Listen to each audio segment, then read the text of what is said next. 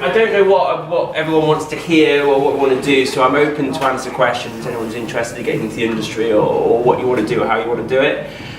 Insomnia has been a sort of 3-year project. It actually was conceived when we were going to do Freak Out. When I designed Freak Out, I didn't want people to know that there were clowns inside it.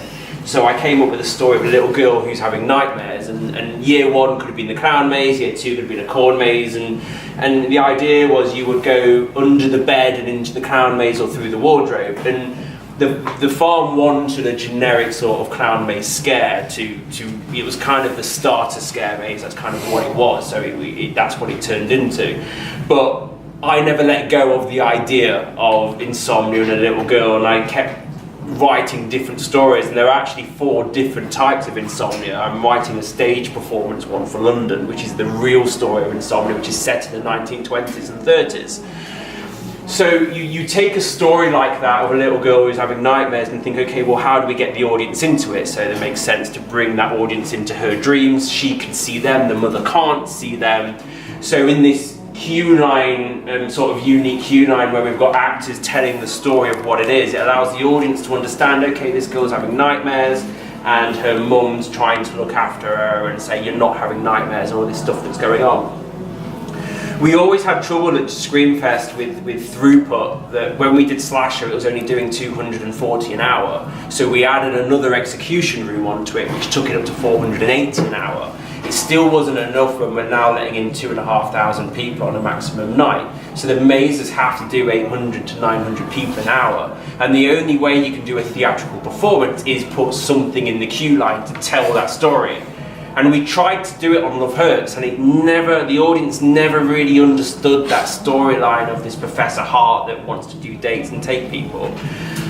So Insomnia is really 7 years of Screamfest theory, making mistakes, taking chances, doing different things, listening to what all you guys say. I read all the forums, I watch your reviews, I spend a lot of time talking to you, and what you like, what you don't like. And it's really important as a designer to really connect with what people are seeing, because when you understand your audience, then you can create a story around them that everyone starts to pick up on. And we're really hoping Insomnia does that. And from what I'm hearing, it's not only stretching from people who are 30, 40 who have children, who remember their children having nightmares, and this scene particularly with Tabitha and Mother, of when their kids are in distress, that emotional twang is working. So once we've got that emotional thing set up in here, I don't have to do loads of jump scares in the maze. I don't have to. I can just let it breathe and let people listen to those nightmares and think about the nightmares. We've got death, we've got frozen, we've got clowns in there. And it's more when people come out and they wake up. The idea and the concept was, when I leave this maze, it's time to call the babysitter. And there's actually a line in the last corner that time to live, time to breathe, time to call the babysitter. Because that's the point of Insomnia. The next time their child has a nightmare, hopefully they think back to that time and they listen to their kids more. So we have a lot of fun in these areas, sort of building up on that. So I'm happy to take the maze through with work lights on, or do you want it in show mode? Or do you want to do both? Both. Both? Yeah. God, you want everything. Should have offered. Don't want the work. Okay, follow me, we'll try and fit everyone in. The most vulnerable people are is when they sleep. What makes it even more vulnerable in a little girl's room? She's got dolls that she plays with. There's rocking horses. There's a bed that's elevated off the floor. There could be anything under that bed. We've got the big wardrobe. We've got the light that comes on. That door's lifted off the floor for a reason, that when Mum turns, comes behind it, you can see her shadow under the bottom of the door. That's been designed in there because when you sleep and you see people walking up and down, you see all that. So every single space and shape in here, yes, this is part of the queue line, yes, this is part of this fashion to fit a certain amount in, but it still feels that intimate environment. The window that you're stood behind there is designed in a certain way to allow Crackerjack to come to the window to stand behind the audience member. I'm not offended if no one sees him there. The idea that would be that she's having a nightmare, but if one of those audience members catches him out the corner of their eye, they have that scare, then he's told to disappear. If he gets one scream from an audience member there, he goes.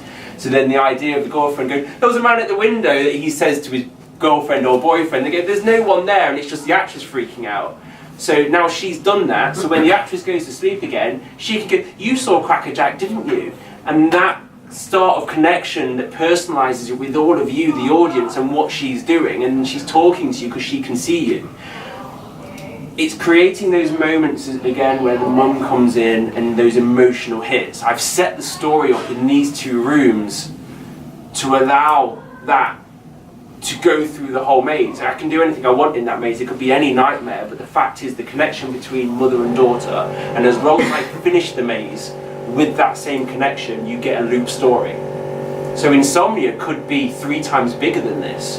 As long as I've got the queue line at the beginning, this room, the second room, the middle bit of the nightmares could be a roller coaster, it could be absolutely anything, it could be a dark ride, it could be anything it needs to be.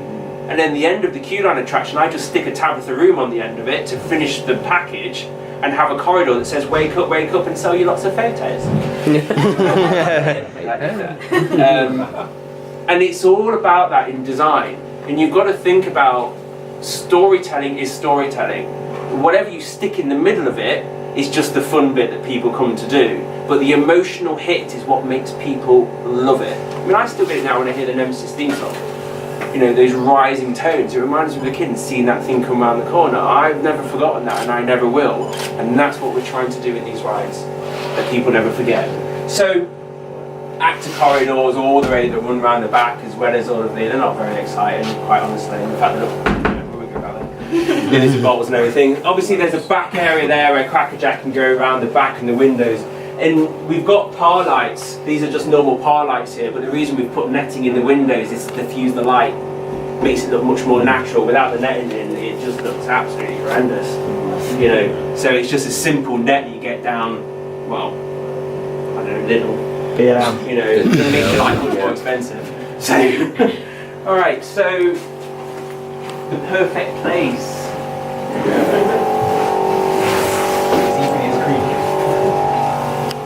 So this is a room that should never appear in a horror house, but it's equally as creepy. So what we've done through the whole attraction is the entrance sign is the White House with the red door and the red roof. The queue line is full of pictures of the White House with the red door and the red roof. Tabitha is continuously saying about the White House with the red door and the red roof. Even in the pre-show, the wardrobe that you've just come into, where she says, we're asleep now, come and find me in my White House with the red door and the red roof. All building up to this moment where the door opens and the sun comes up and the cockerel crows, and right in front of you is a massive giant White House with a red door and a red roof. It's just that subliminal messaging that you get sold to when you go and buy Adidas all the time. That's what you do. That it's that, you know, it's all about that. And we had discussions about, do we make this water real? It nearly happened, but I was like, someone's going to be paddling in it. This is going to be an absolute nightmare. But it's all about, nothing happens in this room, but it's a nice breather. It's a nice thing to take the breath of. I don't know what I'm about to head into. I've just been in the first 2 rooms where a girl's been having a nightmare. The door's opened, I'm in technically something that's called a perfect place. And when I go and turn the TV on later, there's a queue line video that we put together, and if you look at the backgrounds of the presenter, it's the perfect place and it's the nightmare end at the end. So all of those things are really coming together and using the same things through the end. It's that subliminal messaging. I've seen that before. Was she having the nightmare watching the TV, or does she draw this area because she saw it on the TV? All those things that parents seek the questions. You watch too much TV. You watch things on TV that scare you. You shouldn't be doing this, you shouldn't be doing that. That's why you're having nightmares. No, it's because you've got a bloody demon in your head. You know, so you might want to listen to the kids, just saying. Take a seat at bed, seriously. I did fall asleep, but I'm not lying. Oh my god, it's an actual bed. I know, right? Oh, it's so good. Yeah, I did. It's been a long day. I fell asleep when it showed me, because it's actually really relaxing in here. I know it's a bit odd, but it was the first flat I had. So, we've come into the nightmare world, and the constant that stays true on the attraction is the teddy bear and the bed. Nothing in the nightmares ever gets touched by it. Tabitha's in the bed, he can't touch her while she's in it. So yes, all the room's mouldy and everything, but the bed is pure, it's pristine, the teddy bear is, and that is the same in this room as it is in the first room, and it is in the last room. And it's that constant that you go through that connects Tabitha. We don't need to make her look ill, we don't need to make her look sick or tired, we need to make Tabitha look like a child that's suffering. You're the one that's in the shit. You might have to bad a beat there. You know, as you go through the On the channel, come on. Sorry, Sean. There's other people in the room apart from you. So in this room, it's all about getting that mould in. That's probably about 10 grand's worth of kit. What's missing in here is the smell of rotten egg. It's on its way, it came, it did not smell like rotten egg, I sent it back. So we've got lots of teddy bears that are lynching monkeys. We've got this is actually something that somebody gave us. That is actually something you can buy for your child. I mean, it's an alarm clock, it's horrendous. How granular do you get, Andrew? Do you literally pick every single little bit of theming that goes in these rooms? So I give out, I go and brief people of what they should do, what each room looks like. The theme book for this is 280 pages long of A3 pages of every single detail. So then I go to the team that sources and buys, and they know what it looks like because it's got reference images in there. So they go and buy it, and then they put it in, and then I come in and go, yeah, you know, we could do this, we could do this, we could do that, and then you kind of sign it off, even down to the night lights of what they can do and how they should be. And then all the posters and everything like that we pulled together. Hello. But if you've noticed on the pictures now...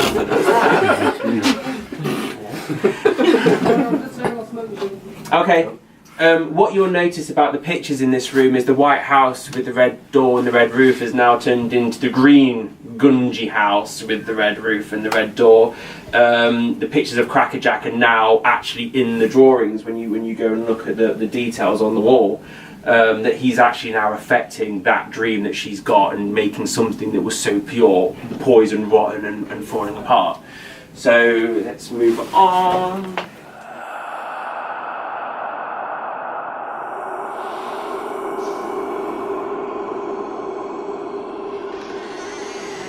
So I've been wanting to do a room in a horror maze like this for a long time, where the floor is raised, the ceiling is lowered and the walls come in at the side. The beds have also been scaled down to fit, so when you're stood at that side of the room looks normal size at the end. One, so I can have a clown actor at the end of it that looks ginormous. And two, it really starts to mess with your head. If you just do a slope at a slight incline, it's enough to feel it on your that you are going up, but your brain says it can't be because the room looks the normal size. This is now the part after we've gone into the wardrobe.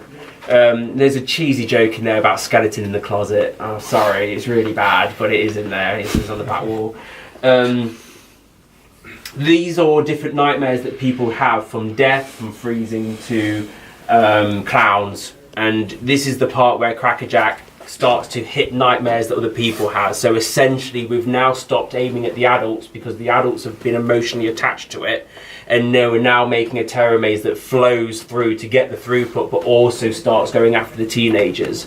That stuff that they want, you know, where it's got the normal fears that they get, that people jump out on them, and that's important. You don't alienate an audience, and your story is not so heavy that you're desperately trying to say to someone, be scared, be scared, be scared, let it breathe. If people haven't worked out what's going on in the first, there's no point trying to tell them or try and get them to understand it, and just let them enjoy themselves from here on in.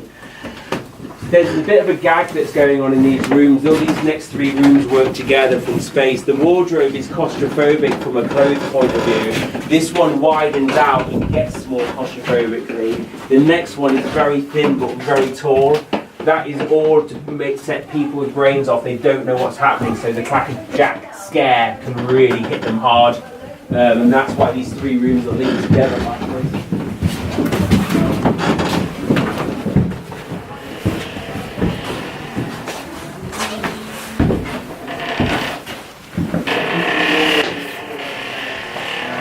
I'll show you the backstage of this thing. It's awesome when you put your head in there while tripping.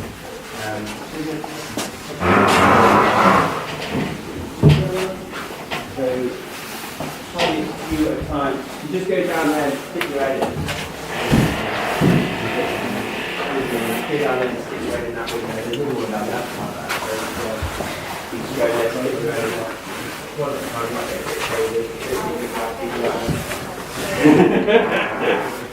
Tabitha world, and the best way to reintroduce Tabitha is the White House with the red door and the red roof. So we did it in a way that it looks twisted, that the nightmare's kind of taken over. And the whole idea of this maze at the end, if the actresses can get round to doing it, is that Tabitha disappears and the whole room goes black. Tabitha disappears, and because she's woken up, and you can hear her mother saying, Tabitha, Tabitha, wake up. So she disappears because she's woken up, and Cracker Jack gets you, and you go down the final corridor which says, wake up, wake up, wake up, and you've got the light that you're heading towards to kind of make a final statement of a ride where you went to sleep in this little girl's nightmare. The mum was there, she's having all these problems, you've been tried to save her, you can't save her, now you've got to wake up, and it's a continuous story that you have all been a part of the movie. That's what's really important on it, that the guests are actually the final actors in the world. So they match what's going on in the room, but all the colours have been sucked out of the world, and Tabitha's bed is not touched into the final bit where you wake up. And if you look on the left, this was meant to be, what on the left was meant to be outside. They brought it in to make a better photo, but this is meant to be outside when you go. So, you know, I will meet you again soon. Cracker Jack, sweet dreams. Time to wake up. Time to call the babysitter at the bottom there. That was meant to be outside, but then they moved it in. But that's the kind of final thing, that he will see you again when you next sleep, sort of thing.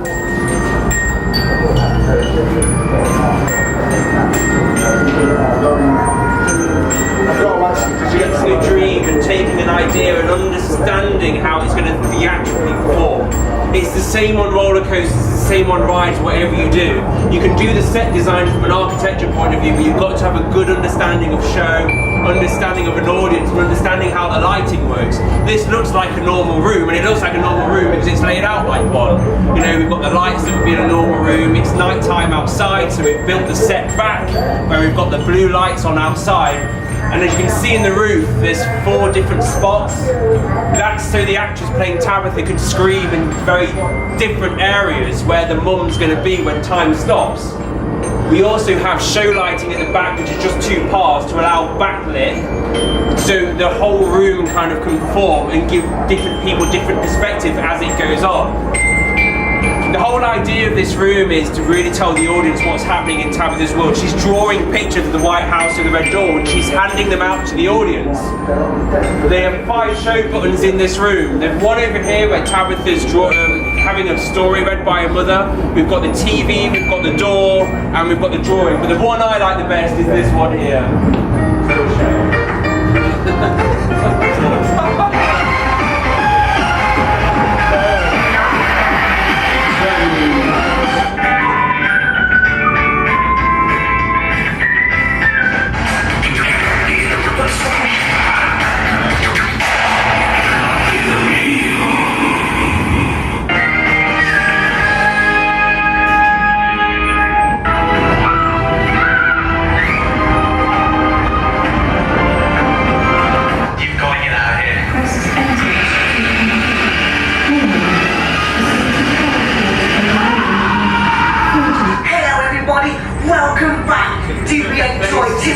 Big farm shows I did. Now, we've got some amazing drawing from the children of our audiences. Would we like to see you? First, we've got a picture from Jonathan on a big red tractor from Timmy Biggles farm. Having a little driving lesson, are we? At the age of 5. That's brilliant. What a lovely picture. Hope to see you soon on the roads. Then we've got a picture from Josh having a picnic with his teddy bear Paul. Are you having a good time? Brilliant. Happy birthday to you. I hope you have a great day. Happy 4th birthday. Then we've got a picture from Tabitha with a house that's white with a big red door and a big red...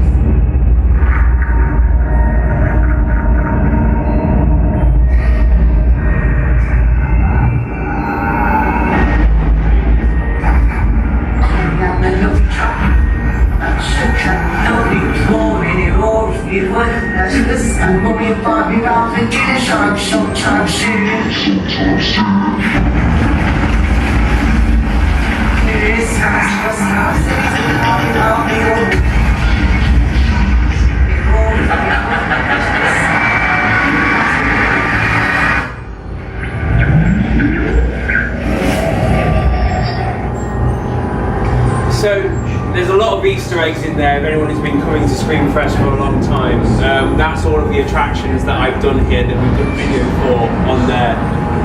I love having the Soul Seekers sing at the end because this used to be Soul Seekers in there. There used to be the big facade here.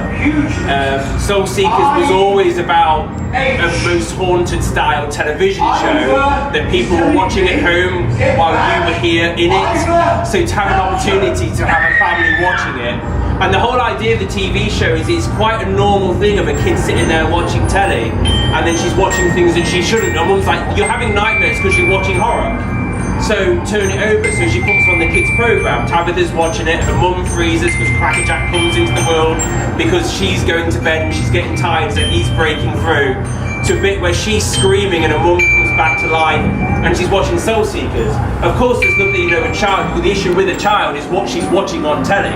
Not anything else that's going on in her life, it's what she's watching on TV that's the problem. So he's playing with all of those different stories in this room to create those connections which an older audience feel because they've been through it. It allows the actors to control when the shows happen, so this one's not show control, there's a switch out the back. But just going from a normal room like this with a light on to switching off changes the room instantly into that sort of nightmare vision where we've got the light coming through, there's a storm kind of going on. The actress has got a show button in the bed somewhere, there it is. There's 3 shows triggered on this. There's one where he puts his hand out the wardrobe, there's another one where he appears at the window, and there's another one where he runs out the wardrobe. And that light above your head is only there for that last show. And it's just simple thing, she just presses it. This is the wardrobe one. Again, there's no real major lighting change in there doesn't need to be. Sometimes when you have lights to do something, it doesn't mean you have to use them. Let it have its moment, let it breathe. So that one, the lighting didn't change outside at all, because it's that's being said. So then when the next one comes on, people go, okay, what's next? So we turn all the lights off and do lightning. Changes the room completely. He's normally stood at the window there.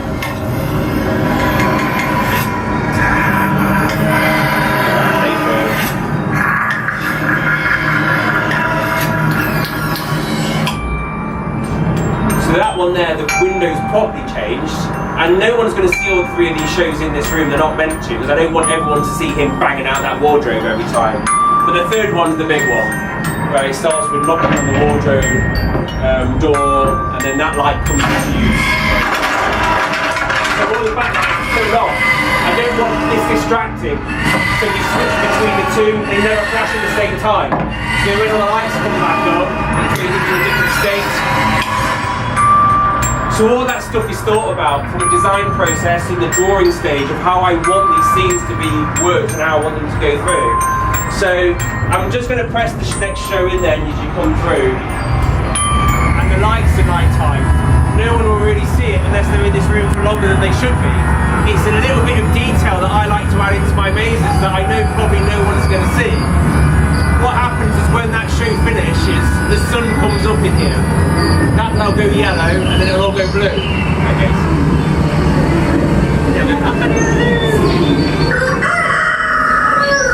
It's a lovely state change that no one ever sees.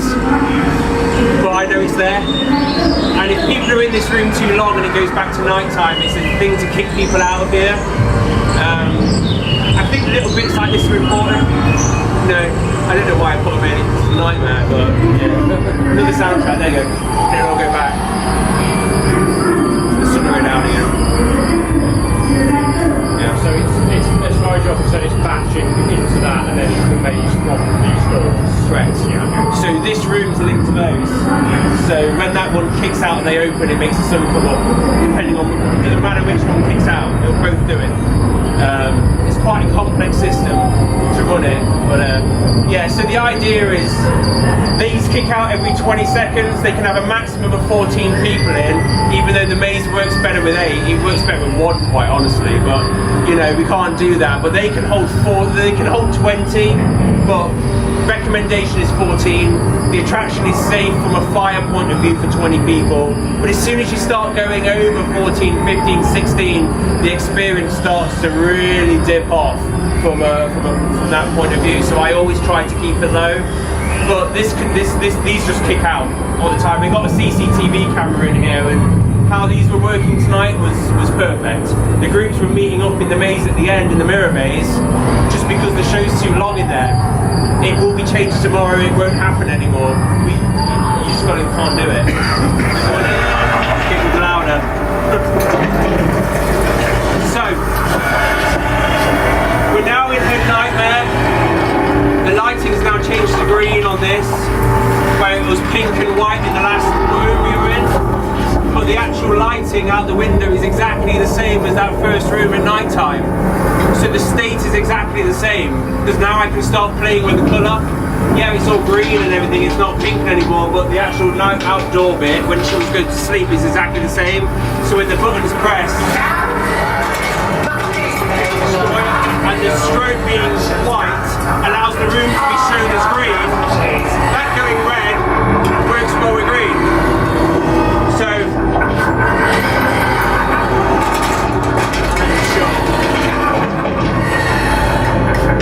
using a white strobe, you would set. These are quite longer than I thought it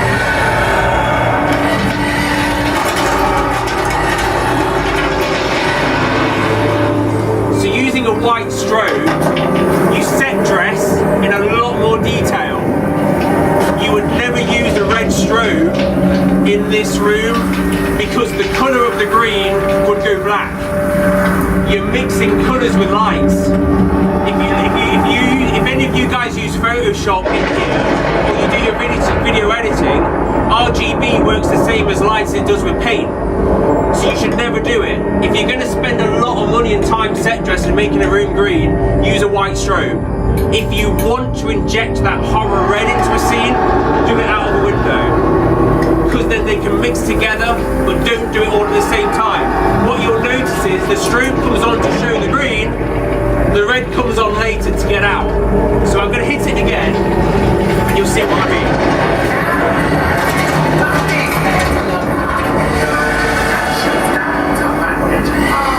Never mix these. Single state.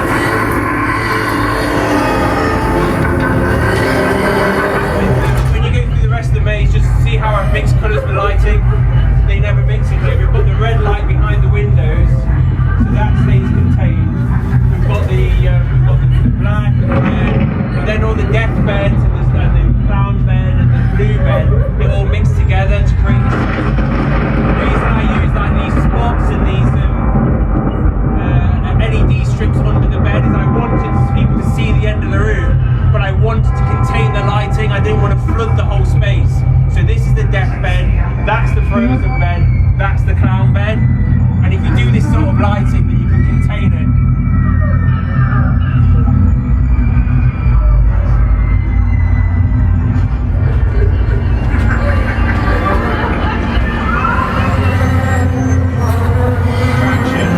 When we used to do them here, I built the old control system, and it got unmanageable. Slasher had 4 laptops in it, one with Windows 97, one with Vista, one with, it was going to go eventually. So the whole attraction works off one QLab system with Camsys. That's what's running it. It's important that now I have a system like that, because when I'm programming it, I can make decisions. The whole idea of this room is Tabitha has to disappear in that bed. That means I've got to kill all lighting in the local area. So I need to control the exit corridor gobo. I need to control that light out there that's powering her house. It's purple right now. I need to control this spinning light here on and off to make it pitch black and cover up that emergency light green bloody LED. So when I press the button, wherever it is, when I press the button, this room goes into pitch. What you wouldn't have noticed when you're in here is that light out there going off as well. It pitches the whole thing out. So then she can wake up, he can come out of the cupboard and do the final scare. When it finishes, that purple light will reset, but it also tells the actors in the mirror maze that this room's now empty. Well, this room is active. So there's all these cues through the whole mirror maze telling the actors where people are. I don't want people to meet up. It's something I really don't like happening. So we tried to put all these systems in. You can see it's all reset and it's all just come back on. So when you walk down that corridor, the last sensor picks you up, does the gobo, triggers the sound to finish the story, but it's also done on purpose. It looks cool, but it's also to make this room pitch black and white.